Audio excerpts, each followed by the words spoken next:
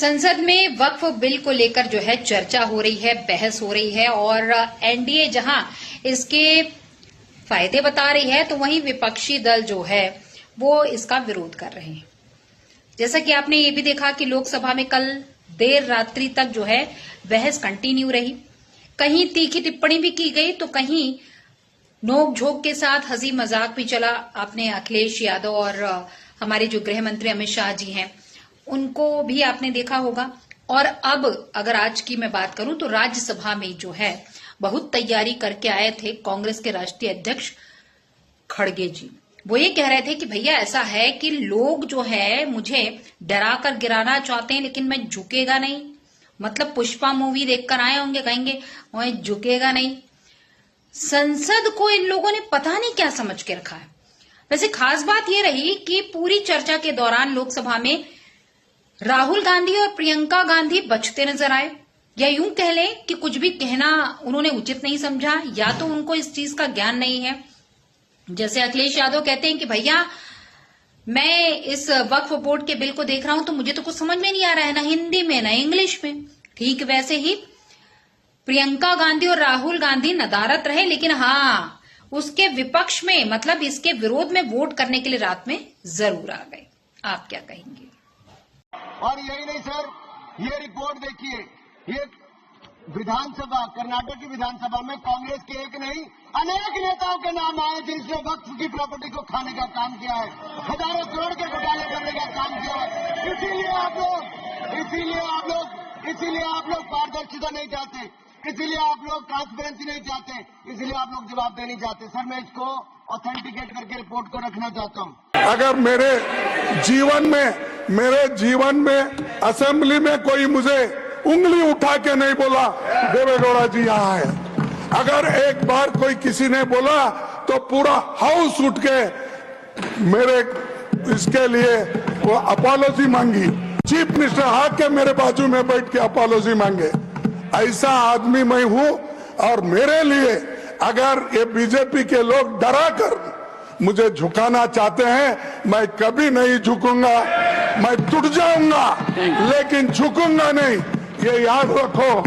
डराने से मैं डरने वाला नहीं हूं और एक इंच भी अगर जगह मैंने अगर किसी की ली, अरे मैंने तो उस एरिया से आता हूं साहब जिस एरिया में मुझे एक सेगमेंट में मुस्लिम के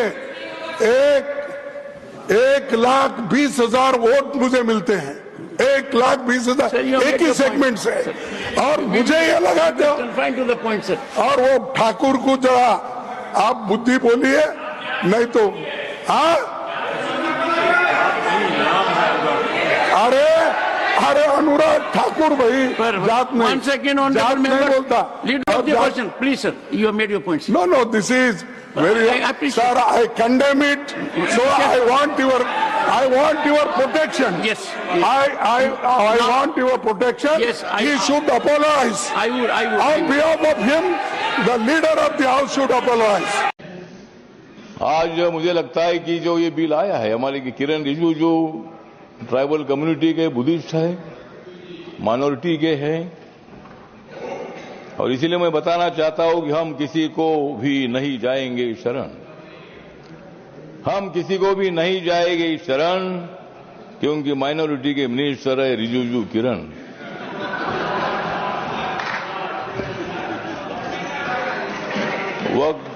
वक्फ बिल का हम करते हैं स्मरण, वक्फ बिल का हम करते हैं स्मरण, लेकिन अपोजिशन को हम करा देंगे हरण।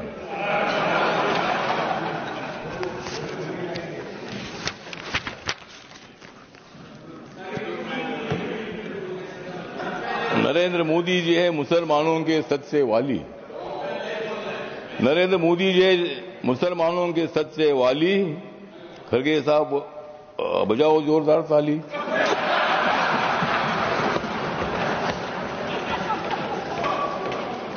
मत दे दो रोज मोदी साहब को गाली, मत दे दो रोज मोदी साहब को गाली, नहीं तो कुर्सी करो खाली। विरोधी दलों की रात हो रही है काली, विरोधी दलों की रात हो रही है काली, नड्डा साहब बजाओ तुम भी ताली।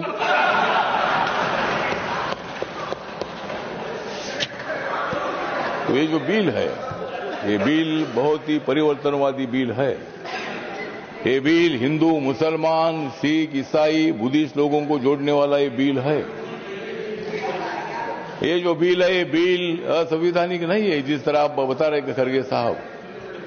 संविधान बाबा साहब ने लिखा है, आप भी बाबा साहब के अनुयायी है, मैं भी अनुयायी हूं। और आप जिस कांग्रेस पार्टी में खड़गे साहब कि पता है यहां से बहुत दूर, पता है यहां से बहुत दूर और गलत और सही के पार एक मैदान है।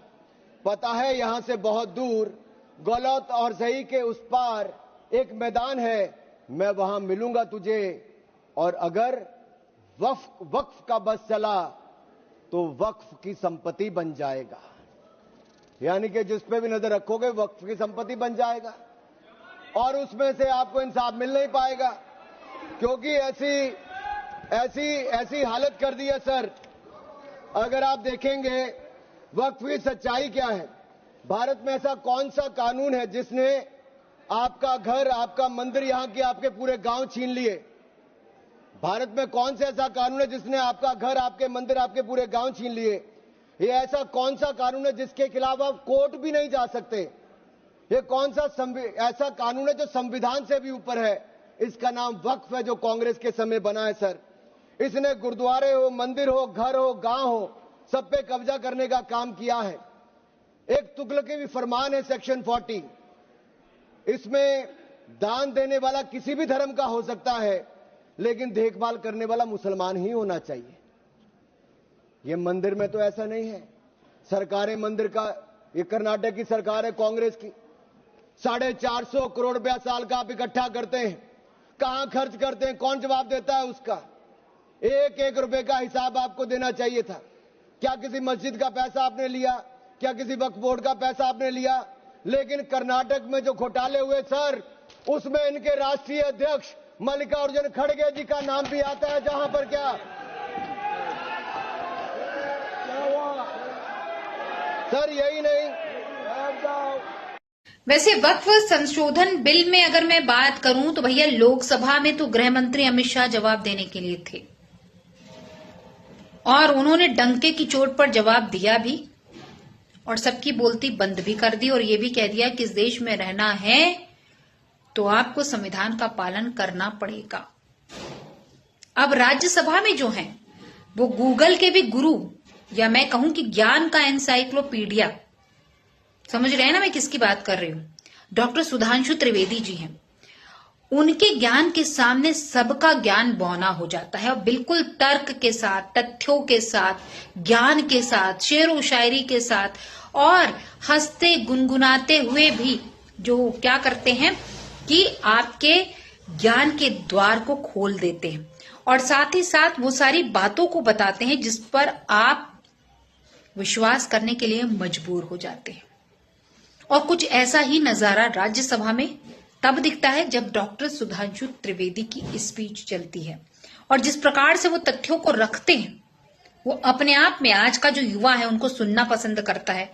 और मुझे लगता है कि जो लोग वास्तविक इतिहास जानना चाहते हैं उनको डॉक्टर सुधांशु त्रिवेदी को सुनना चाहिए, क्योंकि वो किसी भी अभद्रता की बात नहीं करते हैं, बल्कि तर्क के साथ अपनी बात को डंके की चोट पर रखते हैं।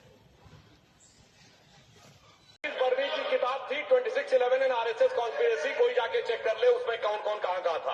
अब मैं मुसलमानों के बारे में कहना चाहता हूं, मुस्लिम समाज के लिए बहुत से लोग ऐसे हैं जिनको मुस्लिम समाज की हिस्ट्री नहीं पता है। मैं बताना चाहता हूं, भारत से जब न्यूमेरिक सिस्टम सबसे पहले गया तो अल जहार थे सबसे पहले, जिन्होंने जाके 1793 में जो सूर्य सिद्धांत था उसका अरबी में ट्रांसलेशन हुआ सिंध हिंद।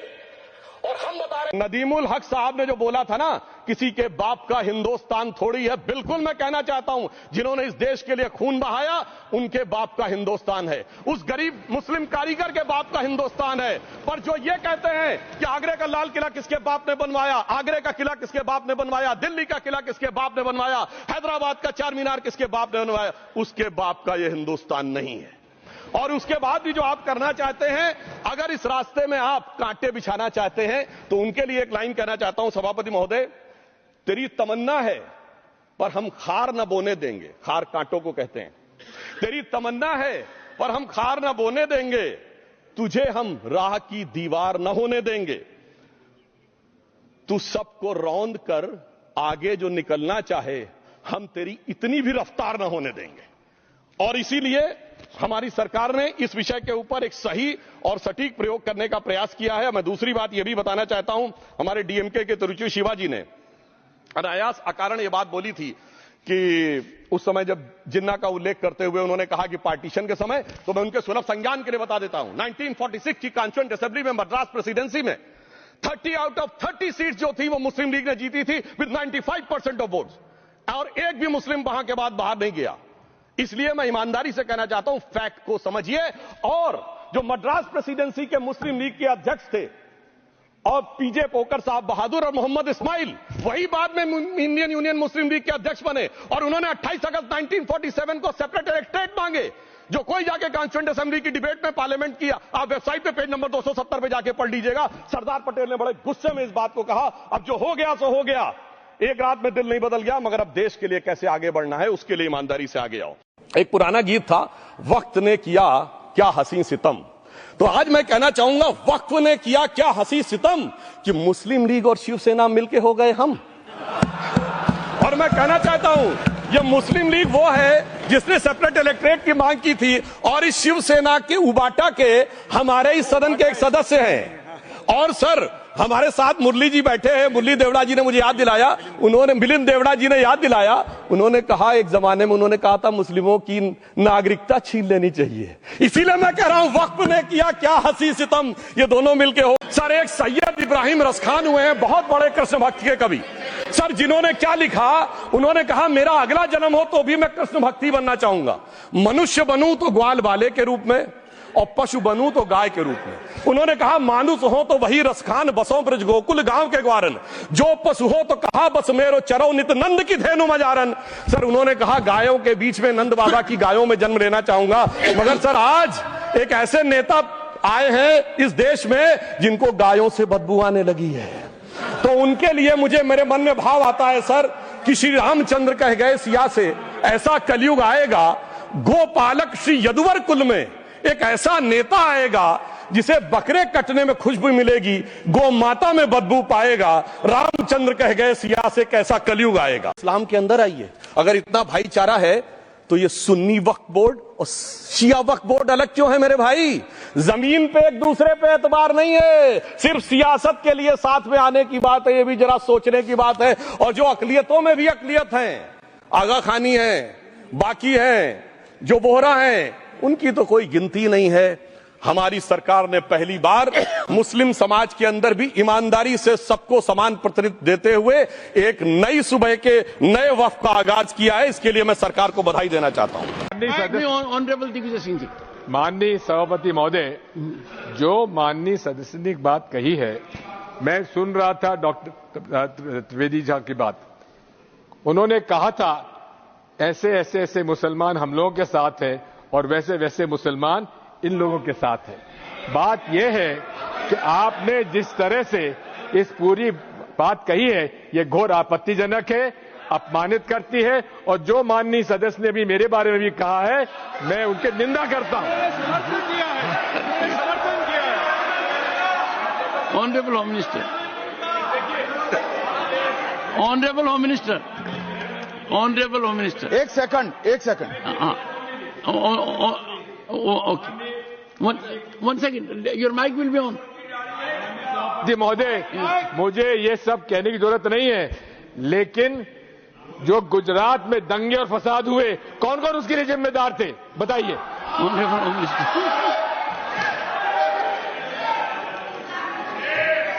मान्यवर, मैं ध्यान से, बारीकी से पूरे संवाद को सुन रहा हूं।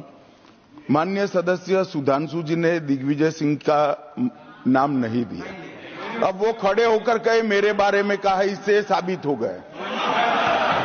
और अभी भी मौका है, आपने नहीं कहा है कि 26/11 के हमले में आरएसएस का हाथ था, तो अभी खड़े होकर माइक चालू कराकर बुलवा दीजिए माननीय। और आपत्तिजनक बात है, मैंने ये बात कभी नहीं कही है, ये आप लोगों का प्रचार है। मेरी आपत्ति इस बात की थी कि सभी माननीय सदस्य ने और बात कही है कि अब हमारे तरफ ऐसे ऐसे मुसलमान थे और वैसे वैसे मुसलमान हम लोग की तरफ थे। ये पूरे समाज के साथ, पूरे अल्पसंख्यक समाज के साथ अपमानजनक बात है। और माननीय सभापति महोदय, आप बताइए, माननीय गृह मंत्री जी, आप वहां पर जब गृह मंत्री थे, जब दंगे हुए थे, तो आप लोगों का क्या रोल था, ये जन जाएगा, जन जाएगा। होम मिनिस्टर, इनको मेरा हवा ऐसा है कि मैं ही दिखाई पड़ता हूं। आपकी सुनिए, अब सुनिए ना, दिग्विजय सिंह सुनिए, 1 मिनट सुनिए। दंगे शांत होने के बाद 18 महीने के बाद मैं गृह मंत्री बना, दंगा हुआ तब मैं गृह मंत्री नहीं था। यस, सभापति महोदय, तमिलनाडु से ही डॉक्टर एपीजे अब्दुल कलाम थे और मैं सारे सदन से कहना चाहूंगा, डॉक्टर कलाम का नमाजे जनाजा और याकूब मेनन का नमाजे जनाजा एक ही दिन हुआ। कितने लोग याकूब मेनन के नमाजे जनाजा में गए और कितने डॉक्टर कलाम के नमाजे जनाजा में गए? डॉक्टर कलाम मेमोरियल पे कितने लोग की फोटो है, दिखाएं मुझे, सोशल मीडिया पे पोस्ट की हो। मगर अफजल हालात का मारा था, आपके एक मंत्री का ऑफिशियल ट्वीट है, वो इस सदन के सदस्य नहीं, तो मैं नहीं बोल रहा हूं। याकूब मेनन की जुडिशियल किलिंग हुई, आपके एक नेता का, मिनिस्टर का ऑफिशियल ट्वीट है, सदन के सदस्य नहीं है, इसलिए नहीं बोल रहा हूं। और सर, 26/11 आरएसएस ने कराया, सदन के सदस्य बैठे हुए हैं। हाफिज साहब और सुनिए, जाकिर नाइक शांति का मसीहा सदन में सदस्य बैठे हुए हैं। सर, किसने जोड़ा? मैं नहीं कह रहा हूं जोड़ा, हमने किससे जोड़ा मैं बताना चाहता हूं। मैं अपनी बात, सर मैंने नाम किसी का नहीं लिया। सर आपने उड़ता तीर क्यों पकड़ लिया? सर मैंने नाम नहीं लिया, उड़ता तीर क्यों पकड़ लिया? वक्फ बोर्ड में संशोधन क्यों जरूरी था, वो मैं आपसे कुछ पॉइंट्स के थ्रू बताने जा रही हूं। तो मैं आपको बता दूं कि 23 राज्यों और 7 संघ राज्य क्षेत्रों में कुल 32 वक्फ बोर्ड हैं। बिहार और यूपी में अलग अलग शिया और सुन्नी वक्फ बोर्ड है। फिर वक्फ संशोधन से क्या बदलेगा? तो ऑनलाइन पोर्टल पर अपलोड होगा वक्फ की संपत्ति का रिकॉर्ड, पहली बात। दूसरी बात यह है कि वक्फ बोर्ड को 6 महीने के अंदर देनी होगी पूरी जानकारी और जांच के बाद ही कोई संपत्ति वक्फ की मानी जाएगी। वक्फ संशोधन से और क्या बदल सकता है, तो मैं आपको बता दूं कि सीएजी द्वारा नियुक्त ऑडिटर से ही होगा वक्फ संपत्तियों का ऑडिट, मैंने कहा था अभी। और वक्फ ट्रिब्यूनल के फैसले के खिलाफ हाईकोर्ट में कर सकेंगे आप अपील। कलेक्टर स्तर से ऊपर के अधिकारी करेंगे इन मामलों की जांच। वक्फ बोर्ड संशोधन जरूरी है क्योंकि वक्फ संपत्तियों पर अवैध कब्जा और स्वामित्व विवाद है सबसे बड़ी समस्या।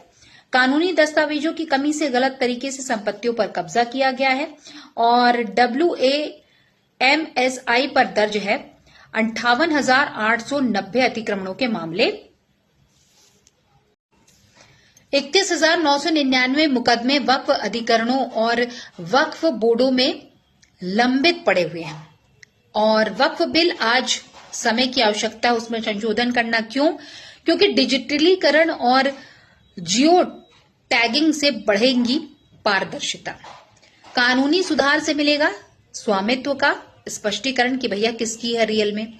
और वक्फ संपत्तियों के सही इस्तेमाल से करीब 12,000 करोड़ सालाना आय संभव है। कुल मिलाकर कहा जाए कि इससे डेवलपमेंट हो सकता है, विकास हो सकता है। और मैं आपको बता दूं कि अभी तक जितने मंदिरों से टैक्स आता था, जितने हमारे सनातनियों से टैक्स आता था, उसको कहीं ना कहीं आप ये देखिए कि मदरसों में फीस, आपके बात अगर करें कि इनकी जो यात्रा होती है धार्मिक यात्रा, उन पर खर्च किया जाता था। लेकिन अब वक्फ प्रॉपर्टी से जो आता है धन, उनको इनके धार्मिक चीजों में खर्च किया जा सकता है, बच्चों की पढ़ाई में, इनके इलाज में, इनके बच्चियों के निकाह में, उनके सशक्तिकरण में और उनके बिजनेस को स्टार्ट करने में। ये सारी चीजें जो है एकदम पॉइंटेड हैं, तो इसलिए इसमें संशोधन करना अति आवश्यक है। लेकिन लोगों ने मान लिया कि भैया ये तो जो है हमारी प्रॉपर्टी हड़पना चाहते हैं। न्यूज 18 में जिस प्रकार से शादाब साहब ने वक्फ बोर्ड में किस प्रकार से धांधली हो रखी है, इसके बारे में विस्तृत से जानकारी दी। और न सिर्फ कर्नाटक बल्कि उन्होंने कहा कि उत्तराखंड में, मैं आपको पहले भी बोल चुकी हूं कि जो वक्फ बोर्ड है उसके तहत अमीर ज्यादा अमीर हो गया और गरीब ज्यादा गरीब हो गया। तो उत्तराखंड के जिस डम्पी साहब की मैंने बात की थी और उनके बहुत मल्टी स्टार जो उनका रेस्टोरेंट है उसकी बात की थी, होटल की बात की थी, आज उन्होंने उसके बारे में बकायदा बताया और ये भी बताया कि वक्फ की प्रॉपर्टी है जिसको वो अपना एक पर्सनल प्रॉपर्टी मानकर जो है कार्य कर रहे हैं। ठीक वैसे ही ओवैसी साहब है, ओवैसी को भी ये लगता है कि भैया अगर ये वक्फ बिल आ गया तो मेरा क्या होगा। जो मेडिकल हॉस्पिटल बना रखा है और जिससे पैसे की कमाई हो रही है वो इनके जेब में जाएगी कि नहीं। और जिस प्रकार से कुछ लोग ये भी कह रहे हैं कि बहुत सारी जमीन ऐसी है कि जिसका ये किराया देते हैं, लेकिन किराया अगर 50,000 है तो ये 2,500 रुपए देते हैं, तो ये इसकी भी पोल खुलेगी। और दूसरी बात ये है कि जिस प्रकार से सीए रिपोर्ट होती है, वक्फ बिल में भी इस प्रकार का कुछ किया जाएगा। ये मुद्दे जो है सामने आने वाले हैं, तो छटपटाहट हो रही है और खड़गे की छटपटाहट इसलिए भी थी। आप क्या कहेंगे? जो लोग ये कह रहे हैं कि भैया बिल बन जाने दो, चाहे लोकसभा में पास हो जाए या राज्यसभा में पास हो जाए, हम तो कोर्ट जाएंगे, हम तो मानने वाले नहीं है, हम इनको बता देंगे हमारी एकता। अच्छा, ऐसे में आपने ये भी देखा होगा कि योगी आदित्यनाथ जी का भी नाम आया। आज योगी आदित्यनाथ जी ने, जो हमारे गृह मंत्री हैं, उनका धन्यवाद किया और ये कहा कि भैया ये जो बिल है वो सभी के हक के लिए है। और दूसरी बात ये है कि जो मुस्लिम समाज में गरीब तबके के लोग हैं उनके विकास के लिए है। और उन्होंने साधुवाद दिया गृह मंत्री अमित शाह का।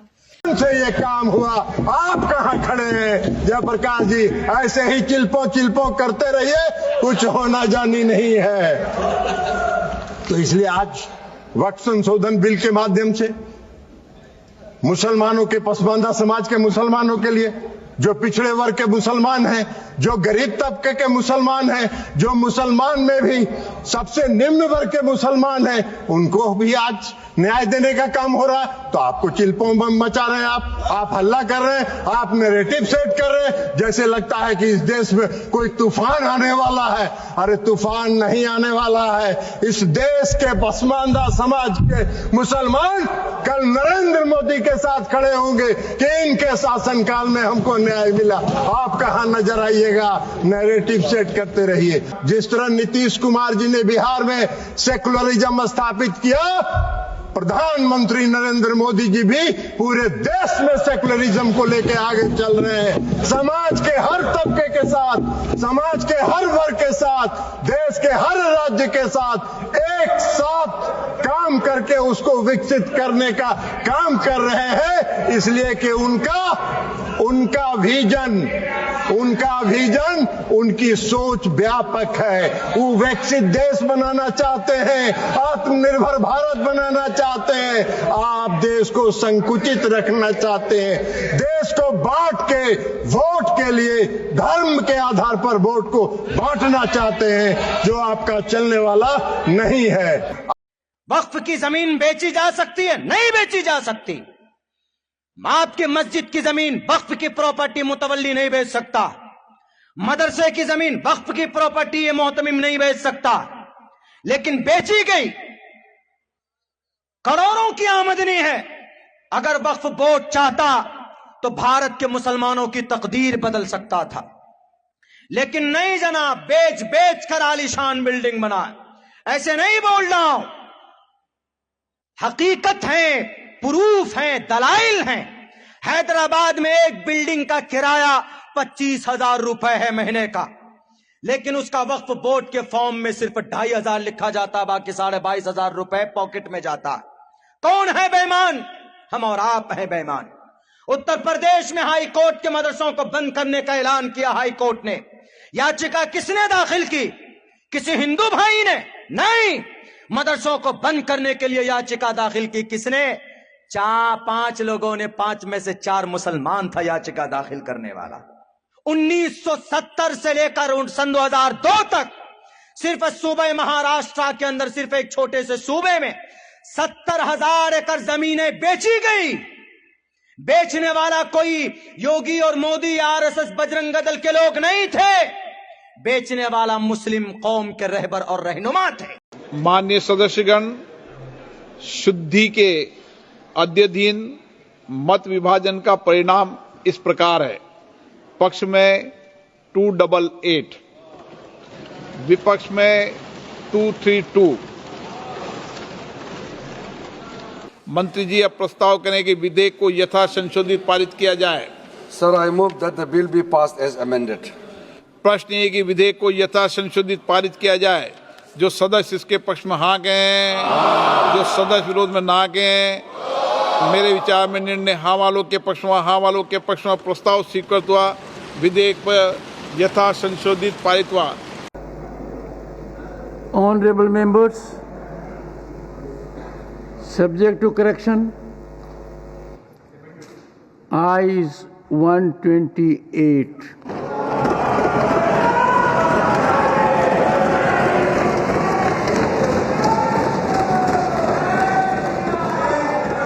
Noes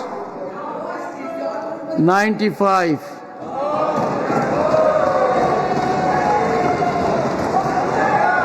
Abstention 0.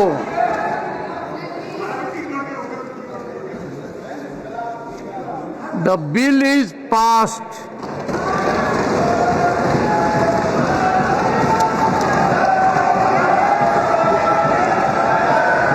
एक तरफ बहुत सारे लोग जो हैं वो इसका विरोध कर रहे हैं, किसका? वक्फ संशोधन बिल का।